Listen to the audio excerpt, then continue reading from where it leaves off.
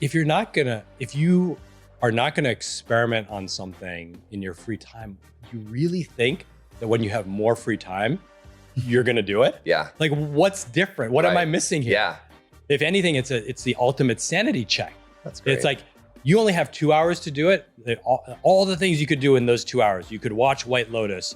You could play video games. You could go surf, but you decide to code this little doohickey thing on your computer. Yep. It's like, that's where you have the confidence in yourself. That's like, I only had 2 hours to do this and I did it. Yep. And that was what gave me the confidence to leave. Is I didn't have one thing. I had all these little experiments, but I was organizing events. I was blogging. Right. I had this little newsletter. And I was just like, I do all that stuff and in addition to my 60-hour work week. Right. Imagine what would happen if I had 60 hours to do that.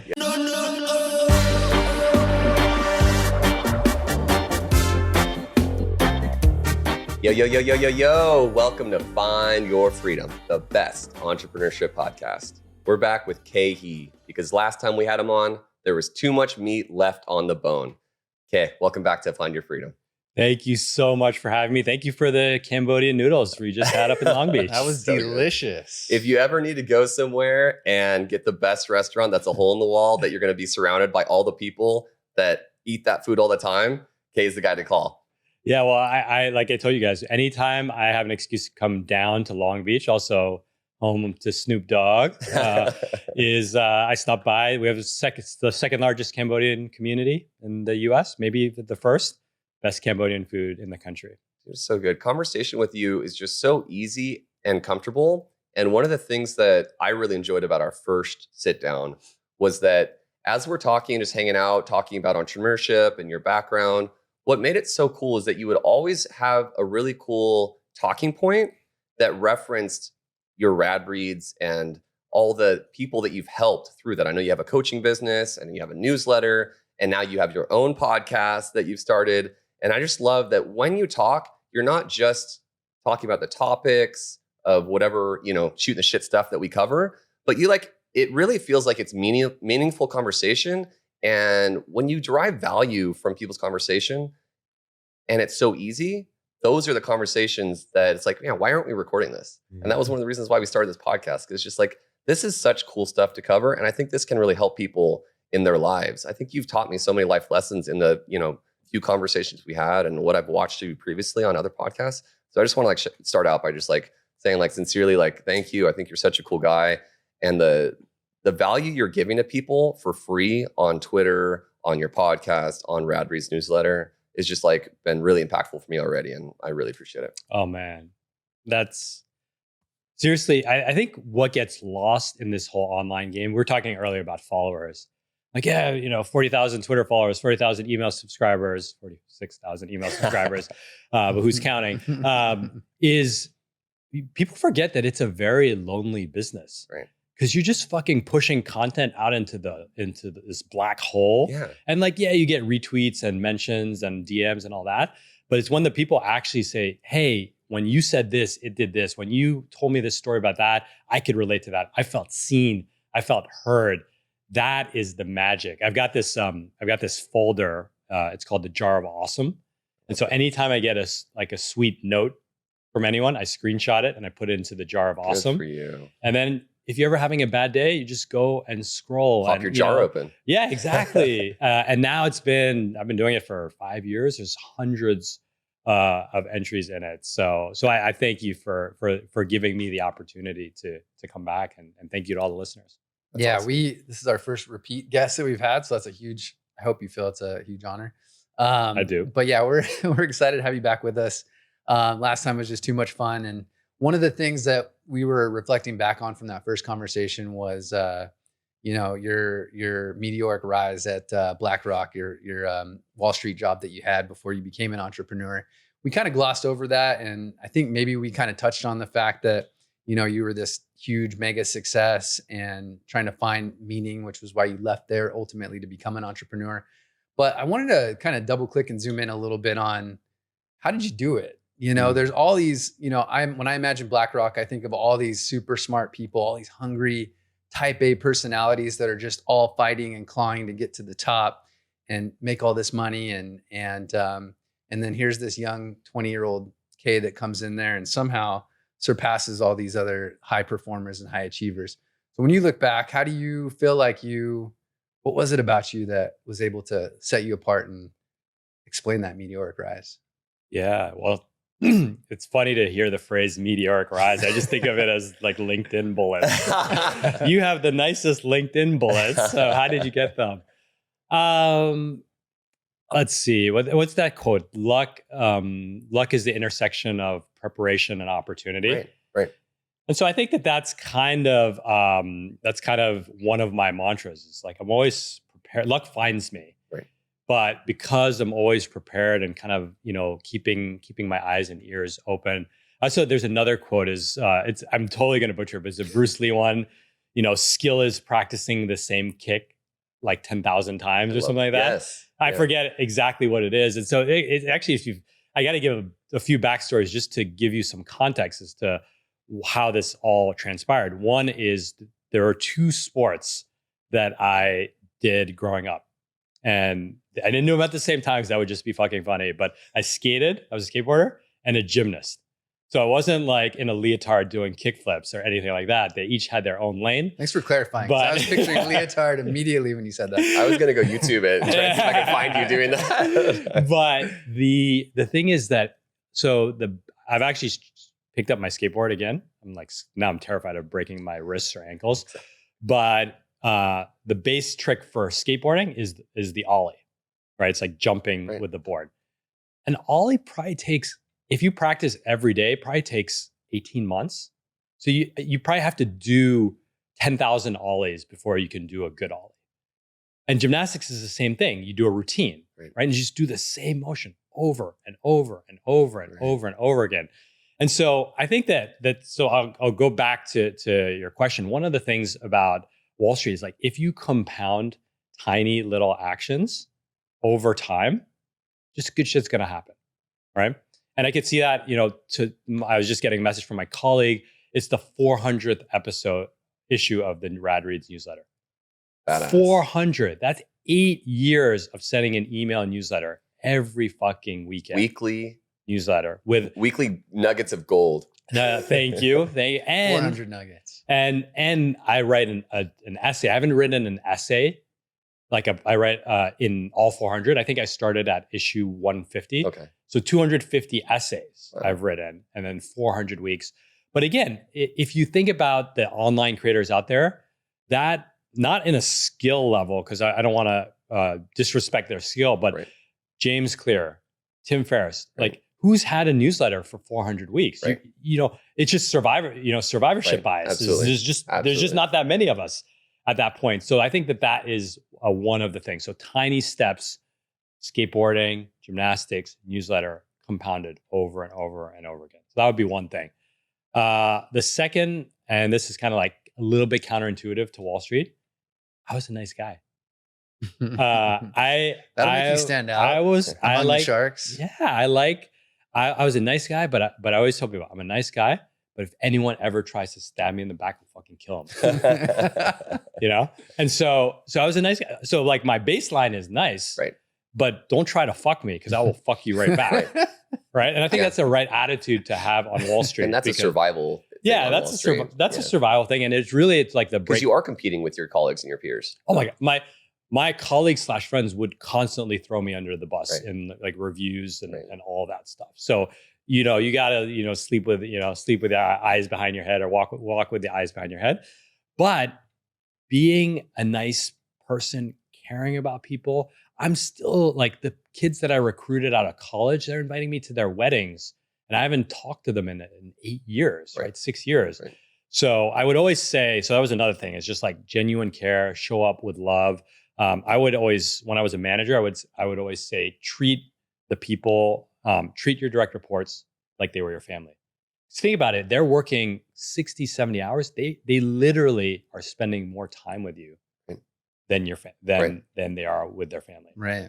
So that would be the other thing. So power of compounding, be a nice guy, but don't fuck with, don't let yourself get fucked with. And then I think the third one has kind of transcended into what I'm doing now is just kind of everything is a bit of a game, right? So if you kind of like look at Wall Street, there's the game of finding the investments. There's the game of persuading people to give you their money. There's the game of not losing money. Right. There's a game of prestige, like how you position yourself, how you show up. And again, I'm always a little careful because as I get older, games stop mattering. But it's like when you can zoom out and you could be like, okay, so you got to be really good at this thing. Maybe that thing is like analysis. You got to be really good at this thing, which might be selling. And then you got to be really good at this thing, which might be managing a team.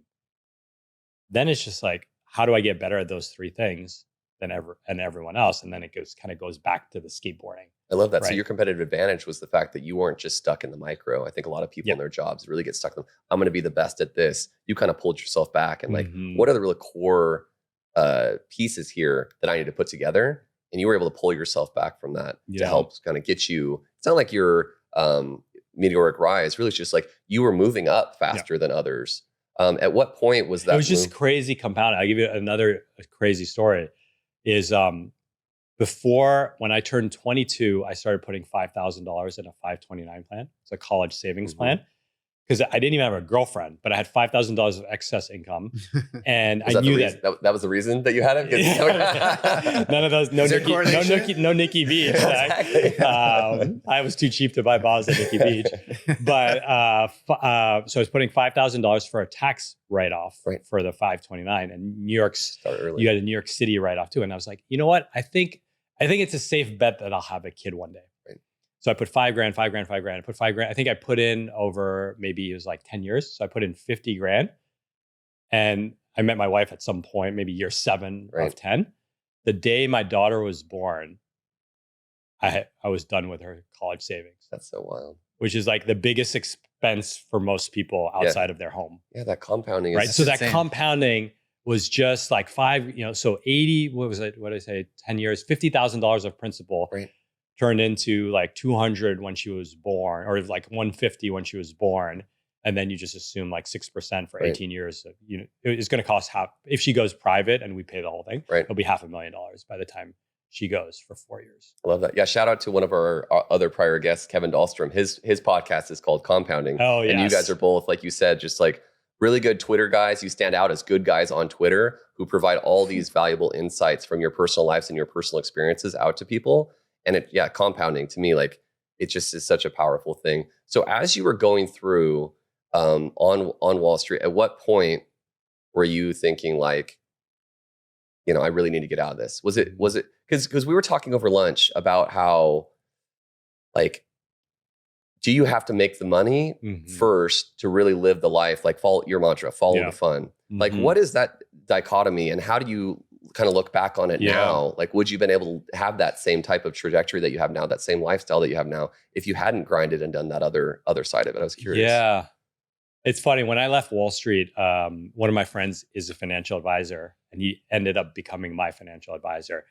And I left and people, they were scratching their heads. They're like, how did he do this? How did Khe do this? Right. And my, he obviously didn't want to divulge any of the numbers, but my friend would say to people, he's like, I suspect that he's made more than you think, and he's spent less than you think. Right.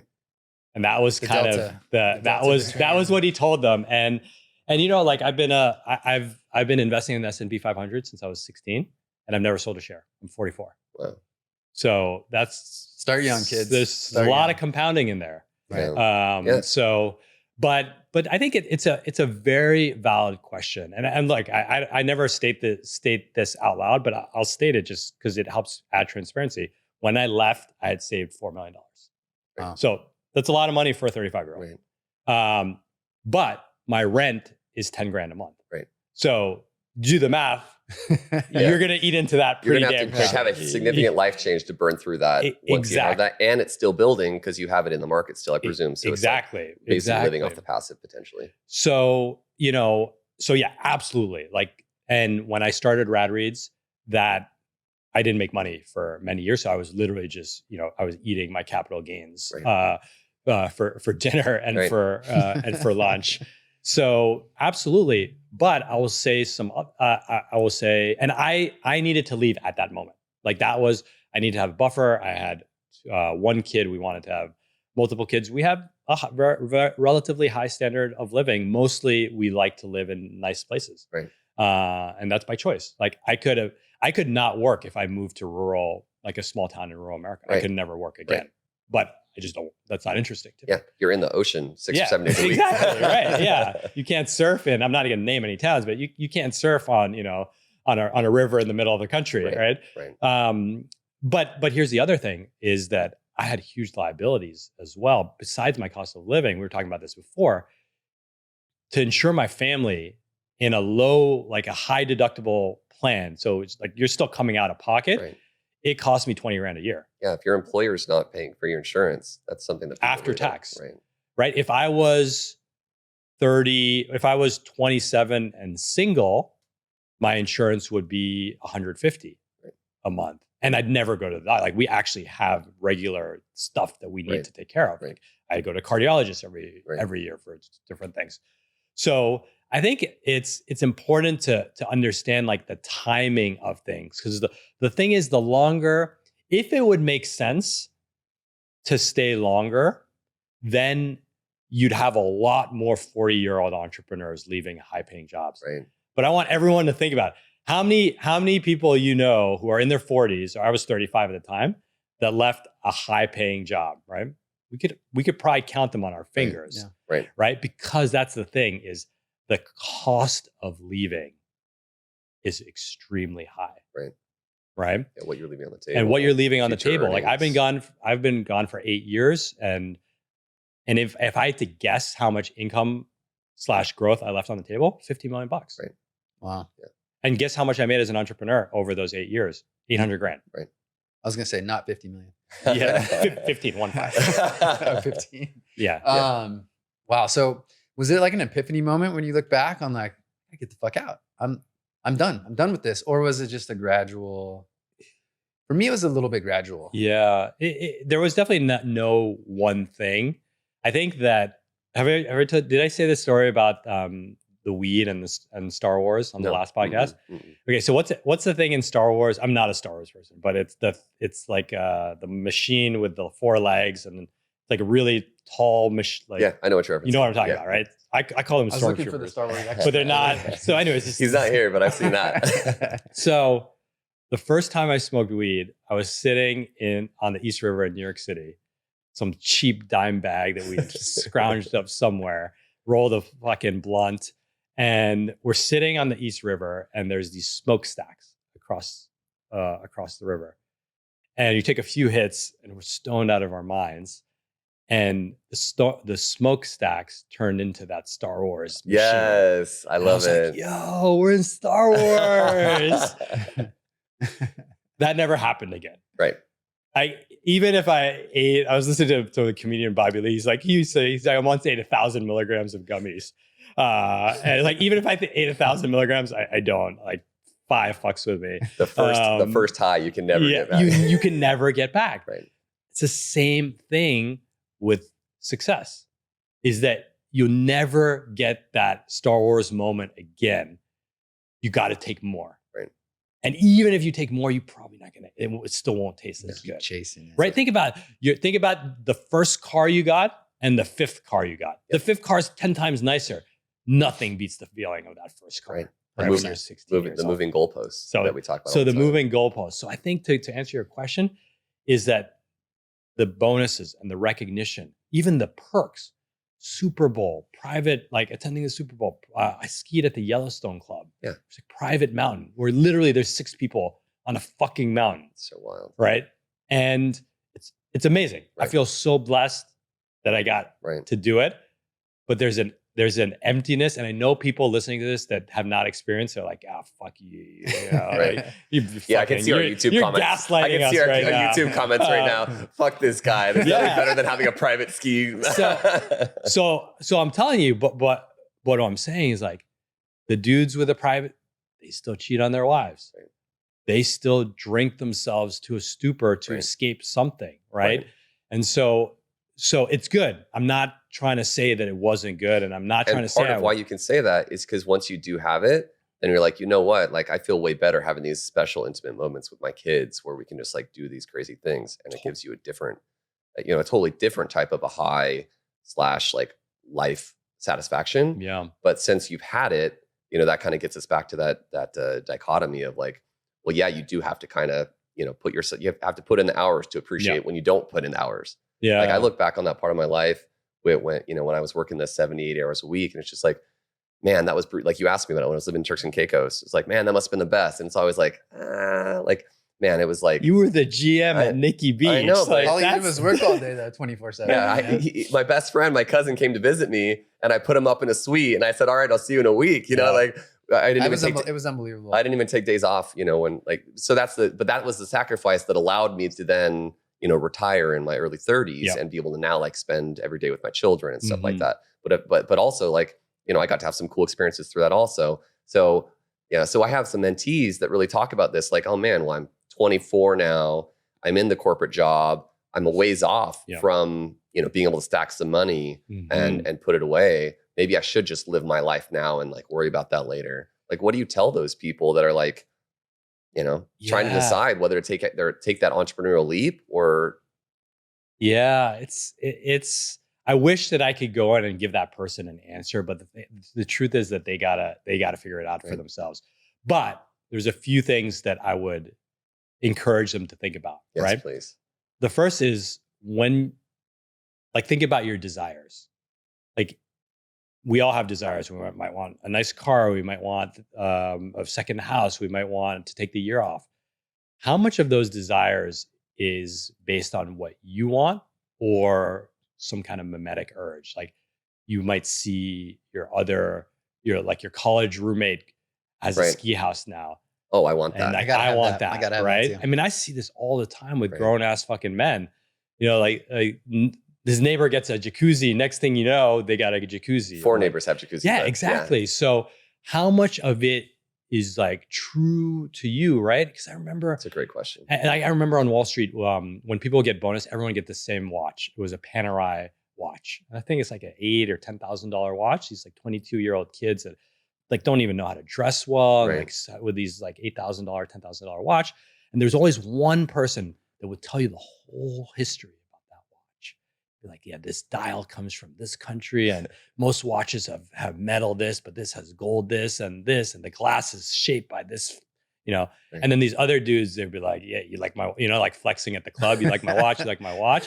It's like, be that guy that actually took the money and appreciated the thing that they bought for the reason. And again, we're young, and you'll never know that. So that would be one thing. The other thing is like, how can I make an experiment, right?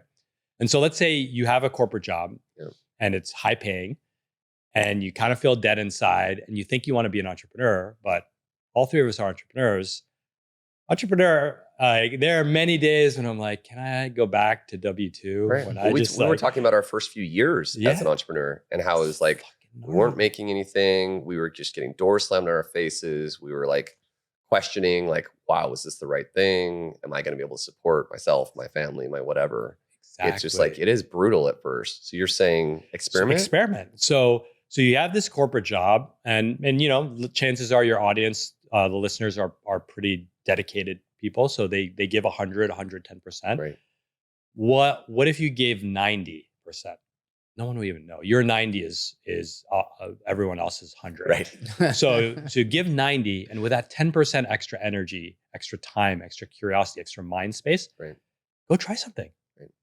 If you want to be a podcast host, start a podcast in your living room. If you want to be a DJ, start making beats. Yeah. If you want to do a stand-up comic, go to some open mics. If you want to be a cook, host some dinner parties, right? I think people get so attached to like the 10-year forward version that they don't even test to see if they like the thing. Yeah. Dip the toe in. 10 years towards something that they don't even really want. Yeah. I have 3 friends that wanted to be Michelin star chefs. And then they got the foot in the door somehow. All 3 of them fucking hated it. Yeah. That is a brutal life. It's not the shit you see on Chef's Table. Right. Right. It is a brutal life. And so make that experiment, especially when you're young, when you don't have financial responsibilities, you got way more energy. Like you could stay up. I go to bed at 9:30. Like I can't stay up till midnight experimenting on stuff, right? Kids don't wake you up in the middle of the night. Do those experiments, right? Don't try to, it's like, to use a baseball analogy, like don't try to hit a home run. Like just literally try to get on first base, and you can get on first base without quitting your job. Then that will give you the signal. You're like, oh, I did 3 of these improvs and like, that's good. Maybe I'll take a class, or maybe I'll start a comedy channel, a comedy YouTube channel, or maybe I'll ask for a sabbatical and I'll go do it, but don't do it until you've taken that first step. I love that. Or maybe I hated it and I thought I was going to love this. And it's like, you know what, this is really not my personality, or I didn't think it would make me feel this way. I think this might be one of the most powerful pieces for the aspiring entrepreneur audience, is really, you don't have to choose one or the other. If you're flirting with the idea of trying something out, go try it out. One of our prior guests said that, which really stuck with me. You have your 9 to 5, and then you have your 5 to 9. You get off at 5 or 6 or 7 o'clock, whatever it is. There's so many extra hours. Dedicate a half an hour or an hour each day for a few months to test something out. You can give it a good try. You can dip your toe in and see if that's going to be something that you want to put more time into. And then potentially that can be your start where you can transition. A few of our guests have basically started a side gig, and then it started getting some traction. And then they left their main gig, and they're like, look, I feel comfortable enough losing because a lot of people are like worried about like, oh man, I don't have that nest egg that you had. And it's just like, man, I'm not gonna be able to pay the bills if I can't walk do away it, Kate. now. I don't have $4 million. So I just think that's such a powerful word of advice to people. Take the courage to try out, experiment. I love the way you said that. And I've asked people come to me and they'll say, they're like, oh, you were successful. You had the financial means to do this. And I say, it's like strangers on the internet. And they're like, what is it? What is the thing you want? They're like, I want to be a writer. I'm like, okay, cool. And they're like, I don't have enough money to become a writer. First of all, that makes no sense. But I'll say, okay, here's what we're going to do. How many hours do you want to write a week? Let's say like an hour, 2 hours. Say every Saturday, I'm going to text you. Give me your phone number. We're strangers. I'm going to text you and ask you if you wrote. Some accountability. Yeah, some accountability. And they're like, oh, okay. And like some people start hedging, like, I don't want to bother you. How much you really want it. You say you really want exactly. it. Call their bluff. I think, it's you like fall in love. You fall in love with the idea. Right. And you fall in, especially things like now it's like digital stuff, Logan Paul, like you fall in love with the idea of just being the whole Logan social Paul media business. Or so you're seeing all these people living crazy lives. Yeah. Exactly. And when you really step back and think about it, it's like, that dude's editing videos at 4 a.m. in the morning for 10 years. Like, do you want that? Yeah. You want it that badly? Yeah. Because sheer willpower is not going to be enough. Yeah. And it could happen in the first year. You could catch, or it could be 5 years. Yeah. Like for me, it was like multiple years of making almost no money on my own. And I didn't have a huge nest egg, when I came back from Turks and Caicos. And it's just like, I would have conversations with Doug. Be like, bro, like, I don't know if this is going to work out. Like, I don't know if I'm ever going to. There were a couple of times you were pretty distraught. And you're like, I don't know where to go from here. Yeah. I don't know what to do next. But I still woke up and I drove down the coast and I just tried to find owners of hotels, even though they didn't want to talk to me. And eventually it wasn't even that. I think this is one of the other sort of topics that you bring up is sometimes it's not even what you're doing. It's just that you're putting yourself out there. Yep. It wasn't even the hotel thing that ended up making me have the lifestyle that I have right now. It ended up being that I was good at business and someone said, help me with my business. Yeah. And it's like, oh, I'll start business consulting. And then I pivot and all of a sudden now, we have a dietary supplement that's on nationwide TV for 10 years. It's just like, these are things that it's not about, doing exactly what you think you want to do. It's about putting the time in to do it. And I'd already worked hard at being good at operations and finance and marketing, that it was like, oh, dietary supplements are totally different, but it's exactly the same. Yeah. Yeah. And this is something that's really, really hard to communicate to people when we're like a bunch of older talking heads, on a podcast. Right. But if you don't believe us, which you probably don't, we'll read the YouTube comments after. Yes. But think about, I love Rick Rubin, right? So Rick Rubin having his, I mean, he's always had his moment, but he's having his moment in the mainstream press. Legendary music producer, everyone from Beastie Boys to... he just had his white party. It's so funny. No, that's Michael Rubin. Oh, that's Michael Rubin. Rick Rubin is Rick the Rubin other producer. he's like legendary. He has this like giant white hair. He looks like a warlock. Okay. He lives in Shangri-La. Malibu. Gotcha. Shangri-La guy. Got it. So yeah, Beastie Boys, Dre, Jay-Z. I mean, and like also like different rock bands. Red Hot Chili Peppers. Yeah, you just name it. He has produced so many different kinds of music. He's not technically trained in music. So he's not a beat maker. He didn't like study music theory or any of that. He imbibes. He's like a sponge for it all. And I think that's what when you were speaking, I was thinking about Rick Rubin, where it's just like you walk into the situation and everything you've done leading up to that point sets you up for that moment. Right? If you are a kind person, it sets you up with kindness. Yeah. If you're a curious person, you're looking around beyond what everyone else can see. Yes. If you're someone that's really good at bringing connections from different fields, like the way like that first Beastie Boys album was made, it was just all the samples and the different eras of music that were brought into their punk and soul and funk and hip hop all in one. And he just brought in all these things from when he was like going to this club Negril in downtown New York. And so I think this is the difference between intelligence and wisdom. And please don't take away that I'm calling myself wise. I think I'm like the dumbest guy on a dumb block, like I'm the least dumb guy on the dumb block. The least dumb guy that graduated from Yale. This fucking guy. Yale guy. We're in Long Beach. I went around Long Beach State, bro. To be fair, that I was a bad student at Yale. Like I got a lot of C's. Really? At Yale. Yeah. And that just shows you still landed BlackRock. So which is like the it was anyway. That's a whole different story. I love the wisdom. But I think that it's like learning, intelligence is you're kind of grinding like a jackhammer, just like and then wisdom is like you're like a bird that's kind of pollinating, like a hummingbird that's just going from one and taking the pollen from one place to the other and like creating this whole new. It's like hummingbirds. I don't know shit about hummingbirds, but hummingbirds are probably I'm seeing it. Yeah, they're probably like these amazing parts of the ecosystem because they bring the different seeds. They're super spreaders, right? They don't flatten the curve.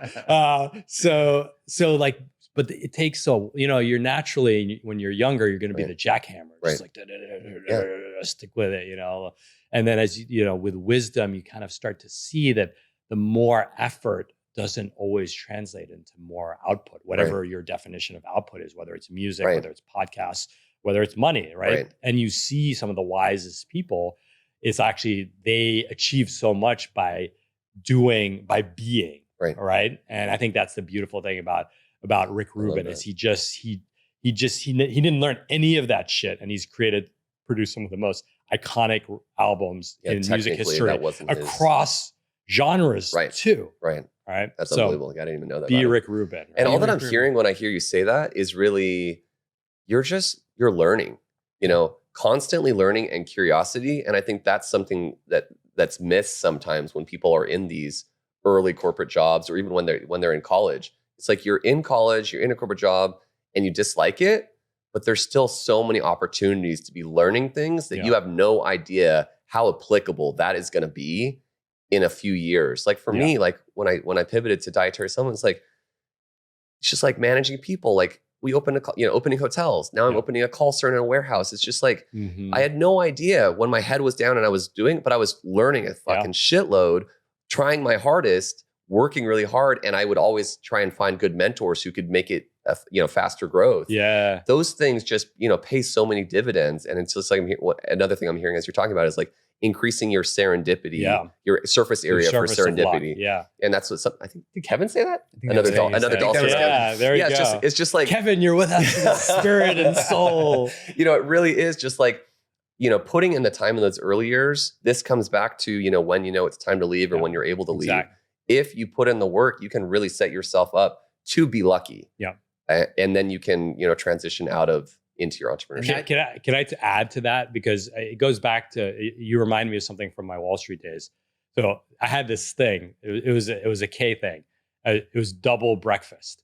So this is double breakfast would basically be like one of the important things on Wall Street is to have good, I don't like to use the word networking because it's really transactional. It's to have authentic relationships. Yes. And so I had this plan because I was like, well, if I can build more authentic relationships than the next person, then it will give me a competitive advantage. Absolutely. And so I would do double breakfast. So I would wake up and I would work out from 5 to 6. I would do CrossFit.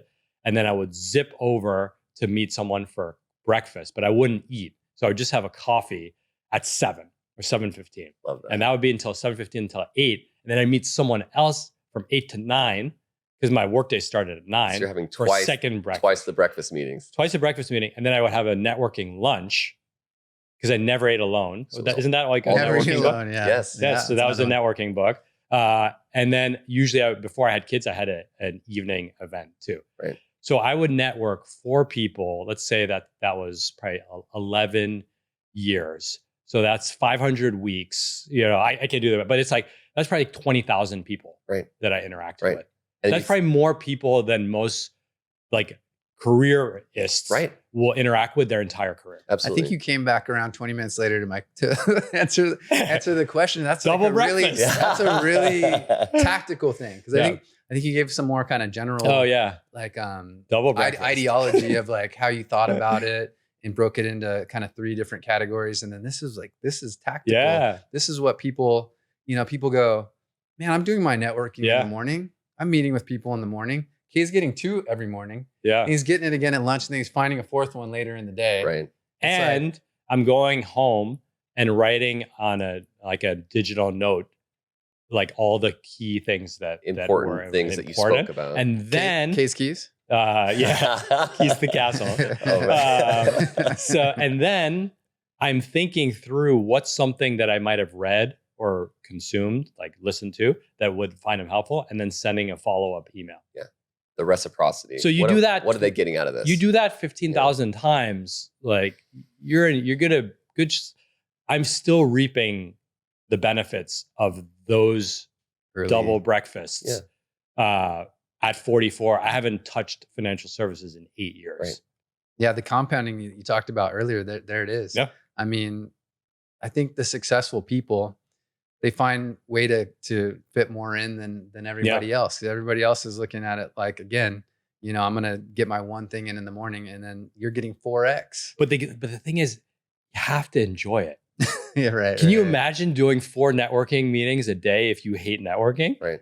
You're gonna lose your mind. Right. Not only that, is the people on the other side of it are gonna tell how miserable you are. Right. Absolutely. Right. The energetic transfer is gonna be like a net negative. Absolutely. Right. So and this is where I feel super blessed, is that it was high energy. Like they're getting this version of K. Right. Right. And when they're not, then I would know to like step back, because that's not the way I want to show up. So you identified that as something that you enjoy doing. I just do shit I like. Right.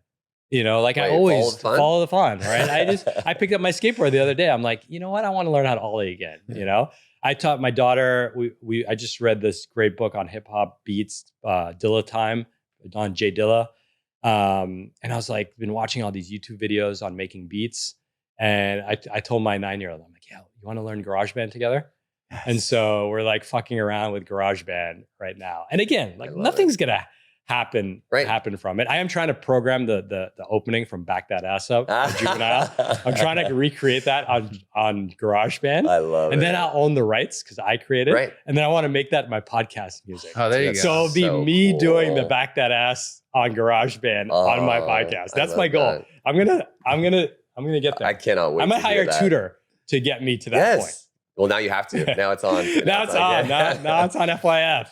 I think hearing you talk about this, sometimes I have people ask me about like entrepreneurship. What's the key? What makes a successful entrepreneur? What's the intangibles? Hearing you talk about this thing really like kind of brings it home for me. Is the successful entrepreneur is the one that does these types of things that you're talking about. Like you want to know, like, am I going to be able to make it when I step out on my own? Am I going to make it?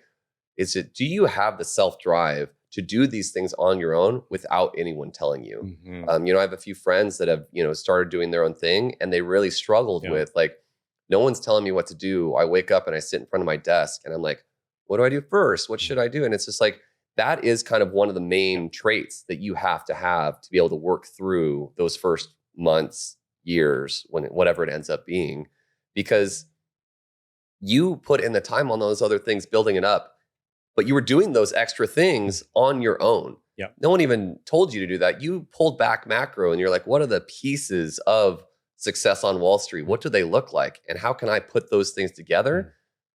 That type of mindset, that's what makes a successful entrepreneur. And I think the audience, when they're hearing this, I want them to really understand that you're not talking just these little like actionable tips. It's like, if you're listening to this and you're looking for actionable tips, but you're already doing some other things that are extra that you can add this to your tool belt, that is the type of person that is going to make that leap to be super successful in entrepreneurship.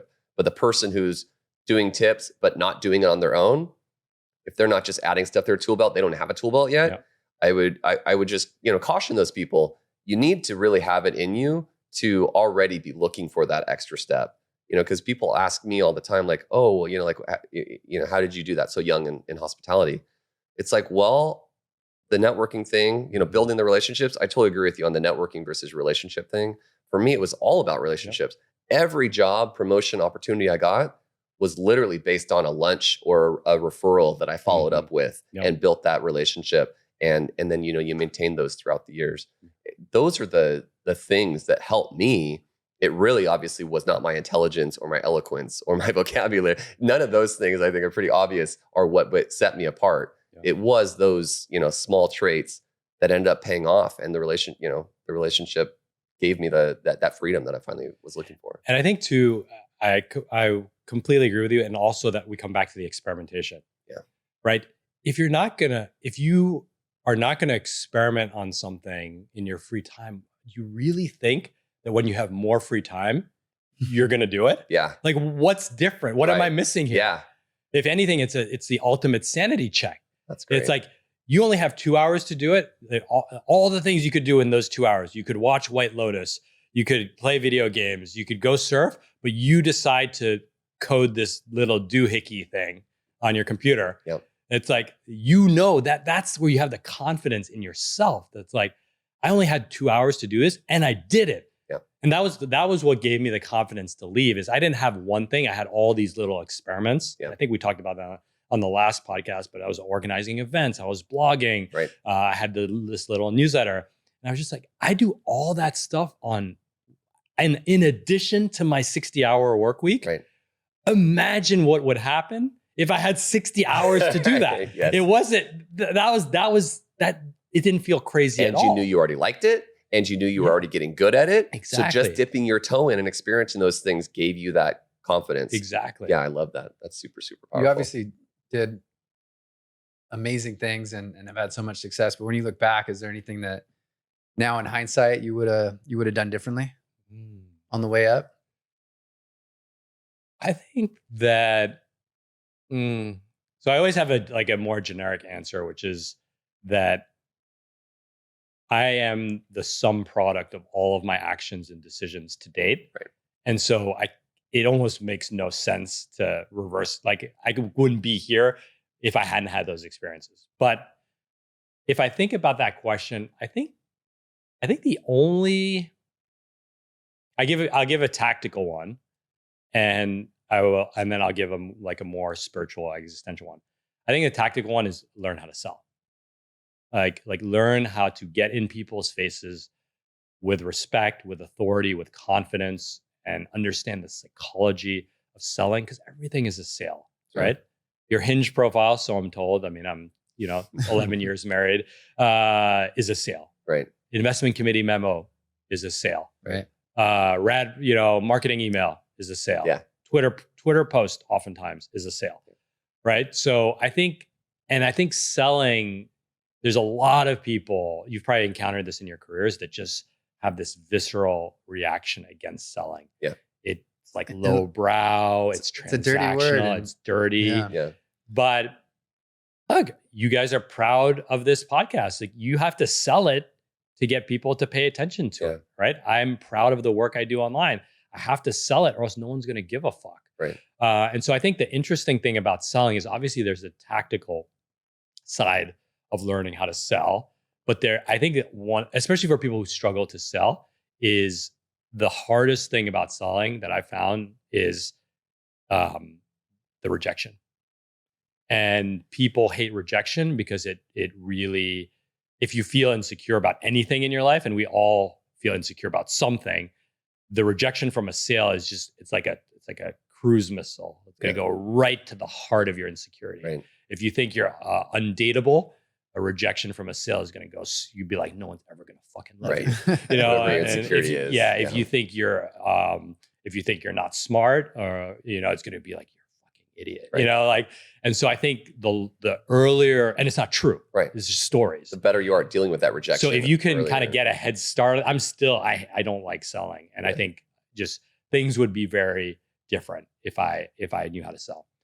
I think the more existential part of it would be kind of like understanding my motivation behind everything, not necessarily changing it. And so, you know, if you're on Wall Street, you're like, okay, right now is a season for making money.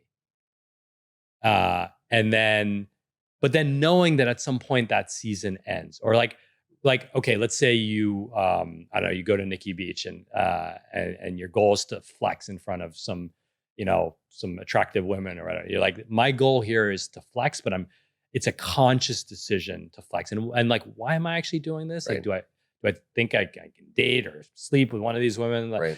Or am I just doing it because, you know, Joe over there did it last week. And so I just want to feel just the same as Joe. I want to be like Joe. Yeah, I want to be like Joe, right? And so I think that as you get older, you become more aware of that anyway. That's the wisdom of aging. Yep. And you just, you know, like it's funny. I'm getting to the point now where people are just like, I don't want to drink anymore. And it still takes enough courage, because it's still a little awkward in certain settings to be the like, I don't want to drink guy or gal. And then when one person doesn't raise their hand, then everyone else drinks. Right. Deep inside, no one wanted to drink. Right. And so I've started that, and I'm like, hey guys, I don't want to drink. No one else wants to drink. Right.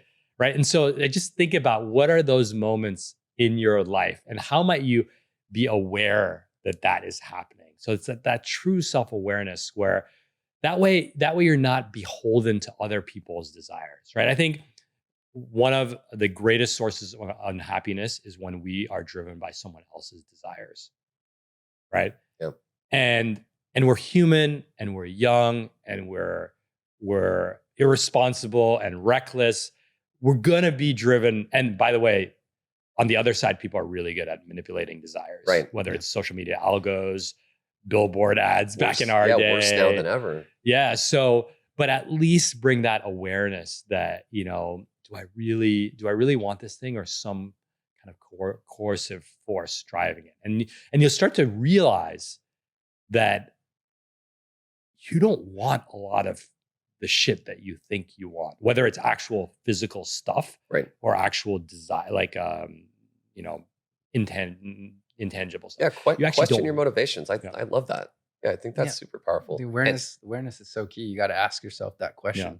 I heard you say it earlier, and now we're coming back to it, which is, do I really want this? Yeah. Why do I think I want this? Mm-hmm. And then you may find out, I don't want this shit at all. Yeah. I want that. Yeah. Or something else. You know? Yeah, one of the things that I really wanted to circle back with now on this second episode with you was Rad Reads has been so powerful for so many people. You've built up a big Twitter following, and like you said, 40,000+ subscribers now to get a weekly email from you.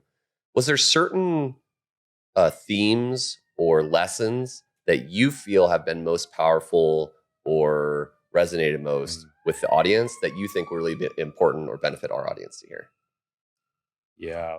There's a few that come to mind. The first is the deferred life plan. So the deferred life plan is delaying gratification. So until like a future tomorrow. Mm-hmm. But what it often means in people that are ambitious is just kind of you're like, I'm going to not enjoy today. So either like be in the demanding, shitty job that requires sacrifice. I'm going to sacrifice my health. I'm going to sacrifice some of my relationships because in 5 years, then I'm going to take care of my health. In 5 years, I'm going to be a good son. In 10 years, I'm going to pursue a hobby, right? And look, I'm a kid of first generation immigrants that was given very little, out of the gates. Yeah. And I've deferred a lot of gratification to put myself in the situation. So it is like anything in life. It's a bit of a razor's edge, Yeah, right? big balance. But there's this quote, I think it's Bill Perkins, who wrote the book Die with Zero. He said, delayed gratification taken to it at its extreme means no gratification. Right. And so I think about the lawyers and the bankers that are grinding, right? There's this joke.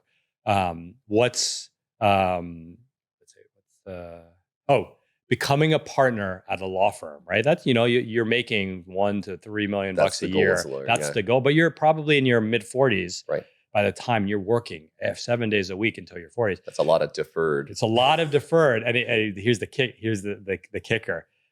Becoming a partner at a law firm is like winning a pie eating contest where the prize is more pie. Right? So just be careful, right? And you could think about that like, I aspire, I look at some of the YouTubers and the podcasters, the Ferrisses of the world. Like Tim Ferriss had this thing where he said, he has this post, which is like the price of fame.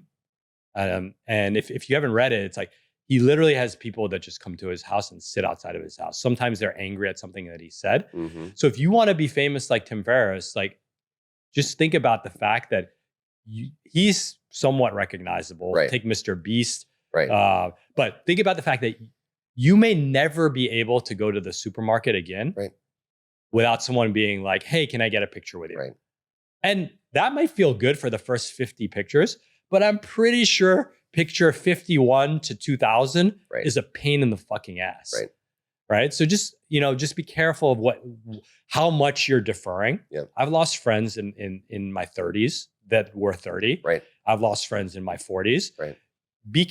Defer, please, but don't defer forever because you gotta enjoy it sometimes. So deferred life plan. I'm hearing you say that, and it's reminding me about the moving goalposts. Mm-hmm. I just read this study that I'm sure you saw that they ask people that have 1 million net worth. Mm-hmm. They say, "What is your goal? Mm-hmm. Where will it be for you?" And they say 2 million. Mm-hmm. They ask people with 2 million. They say, "What's your goal? Where are you going to make it?" And then you can stop, and it's 4 million. Mm-hmm. They ask people at $5 million. Say, "What's your goal? And when will you be able to finish and stop and live your life?" And it's 10 million. It really is at every stage. There's always the next point that's when I'm going to stop. That's when I'm going to do it. And I think that may be one of the things, that I kind of feel like I'm most proud of maybe at this point in my life is I knew where I was and I had that inkling inside. It's like, what's most important right now?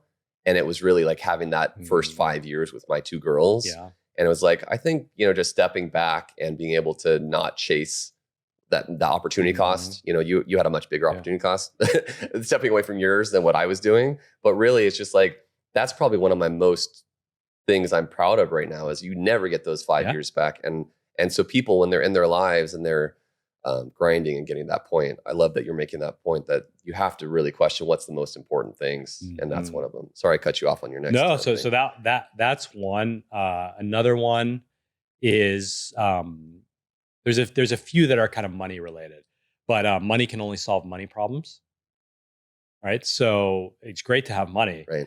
But there's a list of money problems that we can draw up, right? I don't know. My wife and I, we went to marriage therapy, right? Money.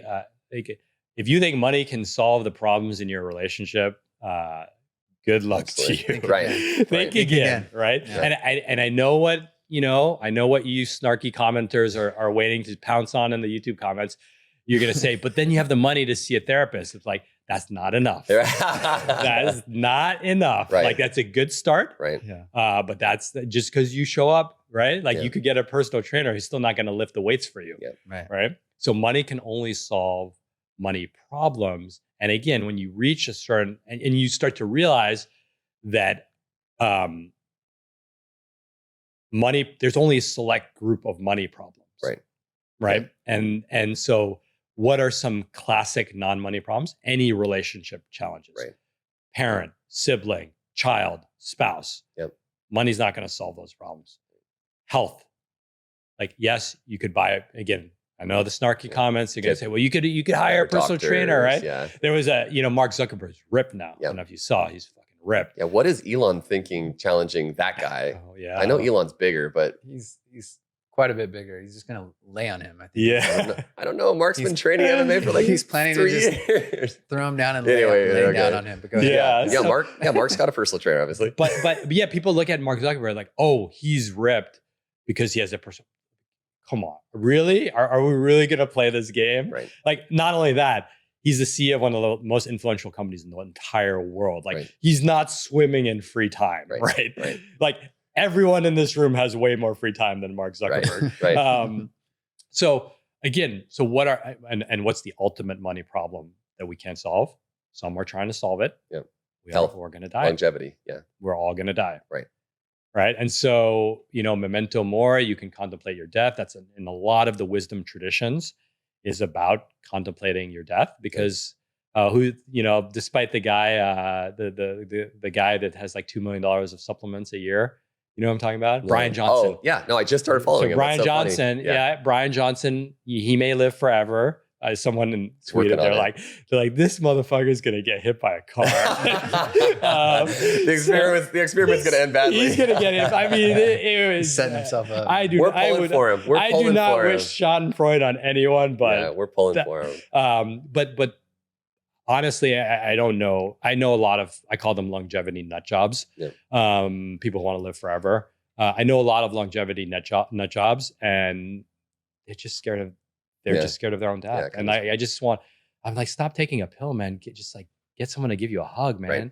So that would be another one. Money can only solve money problems. I would also say freedom can only solve freedom problems. Interesting. Meaning a lot of people want more freedom and they're, if I had more time, then I'd be ripped like Mark Zuckerberg. Same set of problems, right? More freedom going to make your marriage better? You're like, yeah, more time to go to therapy. That's not how it works. It's a convenient excuse to self-justify the phase that you're in right now. So I think that's an extension. Money, time, because you could use the money to buy back time. But again, like if you have, if your mom doesn't talk to you, or if you have childhood trauma from the way you were raised, freedom's not going to. You need freedom from your own negative thoughts, freedom from your anxiety, right? More freedom's not. And there's the other side of that coin where a lot of people retire and their life satisfaction goes down because they don't have something to fill their void. They were actually deriving a lot of satisfaction from their job and their relationships. Those are the lucky ones. Exactly. Some of them are numbing themselves. So that's another one. So money. Oh, and this one's really starting. I think we talked a little bit about it on the last podcast. But one thing that has become crystal clear with very ambitious people in my community, I call it the leaky bucket theory of happiness, is that they have a fundamental view of themselves that they don't think that they're a good person. They're inherently good. And so they use ambition, striving, to basically make themselves feel good. I have a version of this. Like I think fundamentally, I think that I'm not a fundamentally good person, and so that's why I'm so driven. So much of that drive is so that's the leaky bucket. Is like the leaky bucket is like you don't believe in your inherent beauty, your inherent love, your worthiness of love, your goodness. This is particularly true in like immigrant families where there's just like more of a tough love approach to love, right? And so you don't feel like you're good.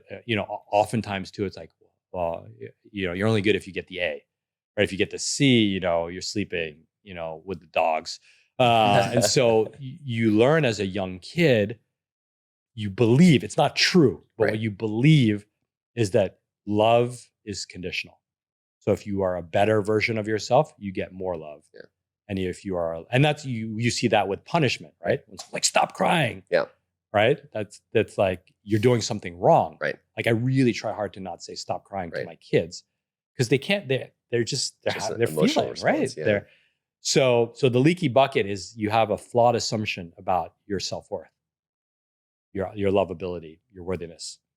And what you keep putting more achievement in the bucket. Fill the bucket as Keep it's filling the dripping bucket. out. It's kind of like the weed with the stormtrooper, right? And then you just need more. You just keep, and then some people never realize that the bucket has a hole in it. Right.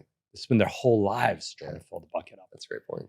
And so I didn't realize that I had a leaky bucket, but I had all of the symptoms of leaky bucketness, right? Which is like I feel better when I achieve something, and I feel worse when I don't achieve something. Right. And so the leaky bucket. So I think the thing that Rad Reads has really kind of shown a light on, and you have to be very compassionate and gentle here, because for a lot of people, it's the first time they're actually realizing it about themselves. Yeah. Right. And these are strangers on the internet. So I think that's one of the big, powerful ones. We just did an episode on self-love and like, how do you actually like truly feel that you are worthy of love as you are, right? The way we love our kids, right? If you had twins and one kid was just like weed smoking, grungy, whatever, skater, and then the other kid was a NASA scientist, right? You would love each kid equally. That's not how love works. Exactly.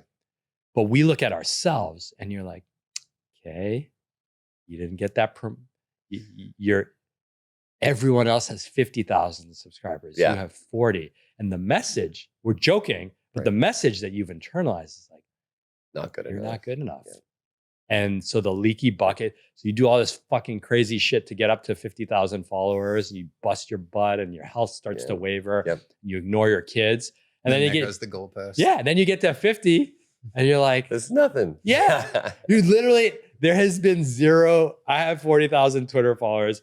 There has been zero change in my happiness from Twitter from the time I had 500 to the time I had you went really quick 40,000. that thing. Like it literally, I'm just as happy as I was when I had 500. Yeah, that's one of the things my dad taught me that was probably like the most powerful lesson from him is this leaky bucket. Yeah. I realized I have it also. And he said to me, the best way to build esteem is to do esteemable acts. And for me, that really stayed with me when I deal with that type of thing. And I feel like it is like a kind of a validation, like I'm making a positive impact in the world. I'm improving people's lives.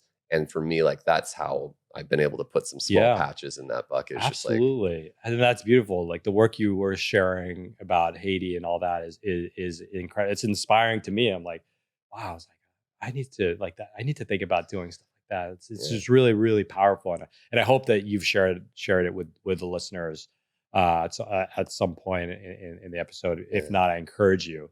That's the thing we were talking about. Like we've actually intentionally kind of tried to be unassuming and tried to not. And almost like we want the highlight always on. And I think we do need to do a little bit more of. Absolutely. But oftentimes the best way that you highlight someone else is like, we're mirrors, right? You told me that story off camera and I'm mirroring it back to you. Right. And now we're mirroring it back to the millions of people watching this episode.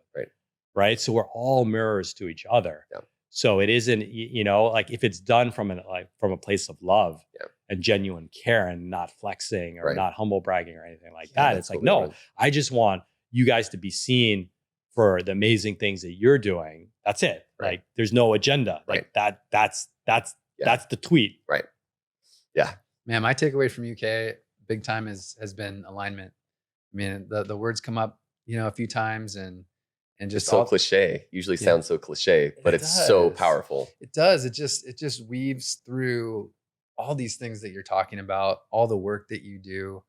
And what's funny about alignment, I feel like, is we all know that we should be living in alignment, but yet, it seems obvious, but yet it's rare. It's rare and it's difficult for people to do, even when they go, hey, I need to be more aligned.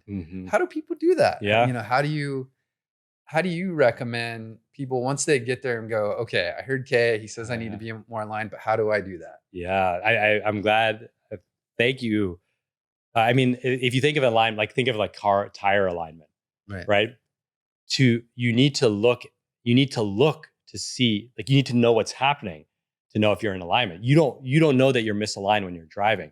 The only time you know your car's not in alignment is when they, put it, hoist it up, and the dude goes under the car. Yeah, I don't know anything about that's a great cars, analogy. but you could, we have like the tire pressure thing in the car and all that, but yeah, you don't know if you're in alignment until you go to the annual check maintenance. in on yourself. So what's that? What's the maintenance look like? Right. And so I think that your question, we could do we could write, books are written about this, but I'll give the DIY. It's my version. So please don't attribute this. There's no true version. This is just my version. A few gateways for me. One has been meditation. And I know that's cliche, but again, this is not meant to be a flex, but this is just to show you that I put my money where my words are. Is I have meditated for 40 minutes a day for 8 years. Oh. Pretty much every day. So are you a morning meditation guy? Morning and evening. Yeah. 2020. Okay. 2020. Oh, wow. So I'm not, so I'm not one of those people that says go meditate. I'm No. like, For a guy who tries to do 5 minutes in the morning and seeing how inconsistent I get with that, I can really appreciate the perseverance of that. Because I've worked hard at trying to do my 5 minutes in the morning, and it doesn't happen every morning. Yeah. So that's like really huge achievement, and how that can help balance you to have that type of consistency. Yeah. So I think the thing about meditation, and by the way, five is like starting, right? That's what that was my thing. Let me just start somewhere that's achievable. Right? Yeah. And so the power of meditation is that you really get to, you're kind of in touch with core is not the right word, your essence, meaning that you can be with yourself with nothingness and no, the absence of thought is what I specifically mean. Yeah. So if you think about, listeners, ask yourself this question: how many seconds, excluding sleep, how many seconds of my life have I not had a thought? Right. And or you're not on your phone. Oh, forget phones. Okay. Like thoughts, even without, phones. But yeah, phones make it even, right? So imagine a world, like there'll be stretches when I meditate when it's like 3 minutes of no thoughts at all. Yeah. And it's hard to comprehend, actually. It's very hard, and it's hard to describe with words. Right. But to be able to ground yourself, your nervous system, your thoughts, your heart rate, all that, almost like on command, right? It's almost like, and I really remember that when I lost one of my best friends to a car accident, and I was grieving. I'm still grieving, but anytime I dropped into the meditation, it was just like I wasn't suppressing her death, but I was able to find this calming state where I was just at peace, right? And to be able to like have that on command is just a remarkable thing. So meditation would be one gateway. I think spirituality and religion. I'm not a traditionally religious person, but I've dabbled in a lot of the different Eastern philosophies. I listen to a lot of Dharma talks, books like the original Veda texts, so the Bhagavad Gita, the Upanishads, the Dhammapada. Those books are about they're about the Hindu religion, but they teach a lot of these concepts about like what you were describing, what your dad taught you, selfless service is what they call it. A big part of Eastern teachings is non-attachment. So it's not being attached to, so you do the work, right? But like you record this podcast, but you don't care about the downloads, right? You do it just, and they explain this message in so many different ways. So non-attachment, and then you get like non-attached, you get non-attached to how you look, right? You get non-attached to being young. Like we all have, like our society has an attachment to youth. And so the minute we're not perceived or we don't see ourselves as being young. Yep. A lot of people, go down Manhattan Beach, go to a yoga class, and you're seeing some lips, and that's like, they're trying to hold on so tight. They're trying to hold on. So, and I try to hold on in my own way. So I'm not judging anyone for we all holding have on. that too, right? Because we all hold on to something, especially when in this youth obsessed culture. Right. So the Eastern canon has a lot of books on that. A phenomenal gateway is the Ram Dass podcast. So Ram Dass was a spiritual teacher who was actually from Harvard, our rivalry. Interesting. But he gave it all up and he went to like understand basically guru worship in India. So he gave away all his possessions and spent the rest of his life studying gurus. No, like, cool. Not like Twitter gurus, gurus in real India. shit. Yeah, the real shit. Not the thread boys. And he was a prolific content creator in that he gave countless talks and he recorded them all. Oh wow! And so there's a 200 episode podcast of his talks on Spotify. Oh shit! It's unreal. Cool. Pretty good quality. So that would be in the spiritual domain. And then should I keep going? Yeah, definitely. On the next is some kind of talk therapy. And it could be life coaching. It could be traditional therapy. There's all these different modalities of therapy, ACT therapy, IFS therapy, which is internal family systems, which you may have heard of. And you're talking about like downloading, sort of just offloading what you're feeling through this therapy? Is so that what you're in looking for? those, like what's the goal? In those, you start to recognize a lot of thought patterns. So a lot like the leaky bucket. I am not inherently good. Most people, there are many people who feel some version of that. Mm-hmm. They would never actually recognize it. Unless they're talking to someone about it. Because what would happen is they would, it might show up in another way. Like they give a presentation and they fuck up one of the slides and then the inner critic ravages them. Right. And from that inner critic, they get anxiety. And from the anxiety, they get burnout. They might have a panic attack. Yeah. So but the root cause of that might actually be that when you fail on the presentation, it just triggers that sense of I'm not inherently good. Right. Yep. But they don't even know that. And so therapy, and when I say talk therapy, it's like talking to a therapist, is skilled because you can go in, they'll be like, I'm really anxious. I'll be, well, to describe the last situation where you're anxious. Like, I'm sorry, talk therapy as opposed to just a regular therapy, like with a therapist. Right. I say talk therapy because there's other therapies that don't involve talking. Ah, gotcha. Okay. Somatic therapy, which is like basically, we'll put that to the side. Come back. But, and within talk therapy, there's different modalities. There's childhood trauma therapy. There's therapy. It's called internal family systems, which is, when you have a really hard inner critic. And they basically have different views of how the brain works. And you can kind of find the one that works for you. And life coaches, they're not certified, they're not trained in the same way, but I've found life coaches to be just as good for me. Interesting. Yeah. I can totally see how that would resonate so well with the audience, with your 46K newsletter, because alignment is something that I think so many people struggle with. And it's such a question that a lot of people ask themselves, like, what should I be putting my time towards? What should I be putting my effort towards? Yeah.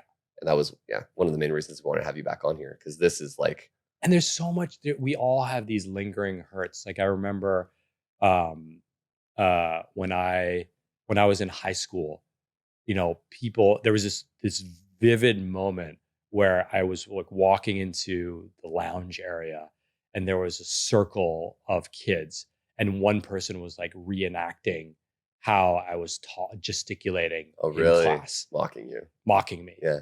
And I'm 44 years old. I still like to think that incident didn't have some kind of lasting impact on me in some way is, and again, oftentimes with that's why a lot of driven people, they're driven because they're overcompensating for some kind of hurt. Yeah.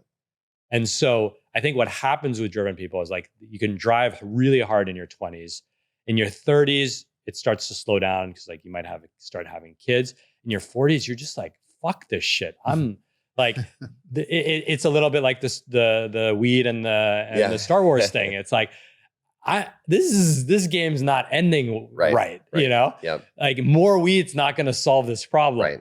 And so in your 40s, you're just like, you're like, question the routines, question your balance, your alignment, question your motivations. Exactly. I like that. So talk therapy, traditional therapy is really good for that. Life coaching is good for, and that's kind of the coaching. I'm not trained, but that's a lot of the coaching that I do is that I can draw from all those different disciplines and have the lens of like, I know what it's like to be really driven by money. You know, I know what it's like to be really scared of making a bad money decision. You know, I know what it's like to think about I know what it's like to see the person you hired have tons more money than you, and they were a fucking college numbnut when you hired them. You're like, I know what it feels like, right? Which is why your life coaching business is thriving. So you've seen so many examples of this, and people can talk to you about it and get validated. Yep. I think it's such a powerful piece. Yeah, you've tasted all that, and you have a rich wealth of experience.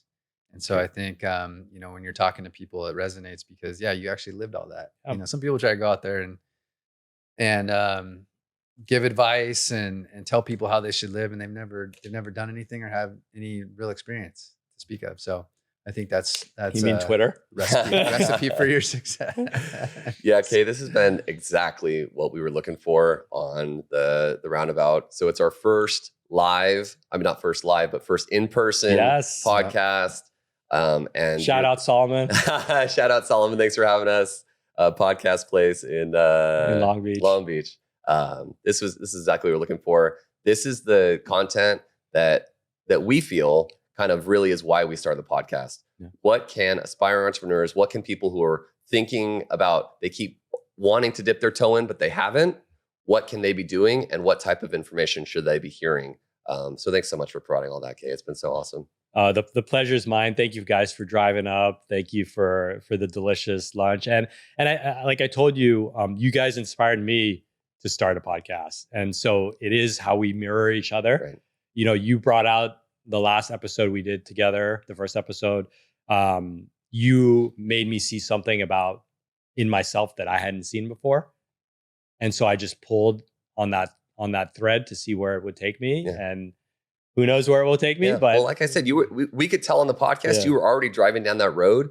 You didn't even know it. Yeah. But listening to your first few episodes of your podcast is just like, everyone check out Rad Reads podcast, Rad Friends podcast, just like unbelievable. And the network that you have, the relationships that you have, the conversation is so easy and comfortable in the pod. So yeah, we can't wait to see what you can do with that. So, thanks so much for coming back on. Thank you. Yeah, it's been great. Thanks so much, man.